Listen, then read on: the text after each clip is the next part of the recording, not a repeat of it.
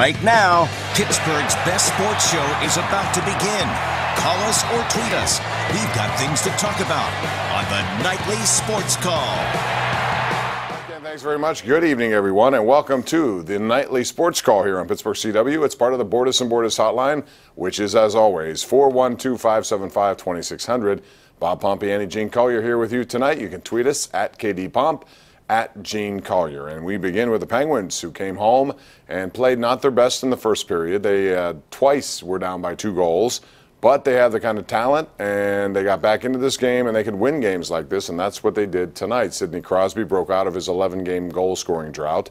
He had a goal and a helper, an assist on the game-winning goal in overtime by Connor Sherry, who had 2 of those today.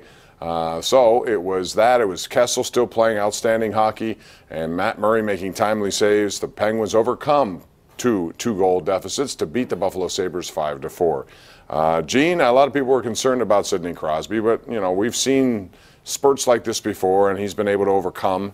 And tonight he had a lot of chances, and he finally converted, although he missed one, which was an easy bunny at a 5-on-3 that Kessel put it right on his plate, and he fanned on it, which was unusual. Yeah, that was a little alarming, but again, you know, just 9 months to go in the hockey season. I think these things will work out. You know, there's a dog on my street named Sidney Crosby, Bob. Really? Yeah, and really, over the past, since October 20th, he had the same number of NHL goals as his namesake until tonight. So it was good to see him get it.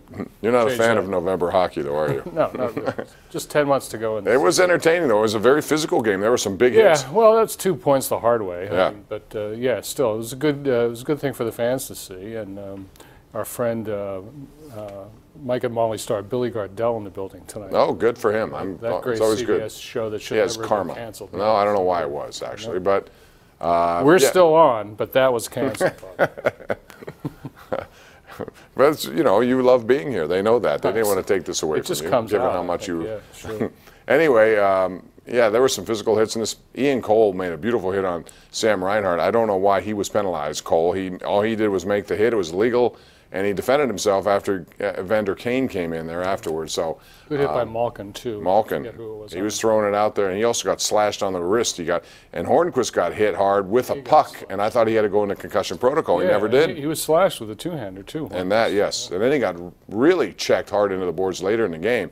The guy's got onions, and he knows he doesn't shy away from contact. He works. He goes to those areas where he's going to get hit and banged all the time. He still gets it done. All right, the Steelers, a little bit of drama here. We've been talking about drama, and we haven't had it for a few weeks. But now, because lip readers out there everywhere, they saw what Todd Haley said, and it was directed at Ben Roethlisberger. At least that's what the lip readers say. Today, Todd Haley had fun with that and said, look, it was not directed at him. But you know what? I think this is much ado about nothing, Gene. I mean, do you not think that coaches and players in the middle of games and heated situations, after they had to take a timeout, they were disorganized, passions are high. I mean, what are you going to do? It happens. Do you think there's anything deeper than that going on here? No. I don't either. But a lot of people do. Well, that's what people do. Because the stats are the stats. But the one stat that you can't take away from them is they're 7-2. 7-2. It's hard to win in this league, and they win almost every week, but it's never good enough. No. For anybody, Just including me. Just tune in here to the Nightly Sports Call. You'll find evidence of that. Also, we have the new top 4 in college football as we get down to the nitty-gritty. Number 1, Alabama. I knew that would happen. I had Oklahoma number 2, but it's Clemson number 2, Miami 3, Oklahoma 4, Wisconsin 5, Auburn 6. I think Auburn is the team to watch out for because they do have Alabama in the Iron Bowl in 2 weeks. If they win that, they go to the SEC championship game, and then they have Georgia. If they win that, you would think they'd end up in the top 4. Here's my question for you, though, Gene. If Alabama, even if they lose to Auburn and don't get to the SEC championship game, or they win that game and they lose in the SEC championship game, I don't think they fall out of the top 4. Yeah, I think they are in regardless. Yeah, I agree with you. I think that's exactly what you'll see. All right. All right, we're going to take a break here. 412-575-2600. How do you see all these things? Give us a call. Air your opinions. You can do it now. Do it live on Pittsburgh CW.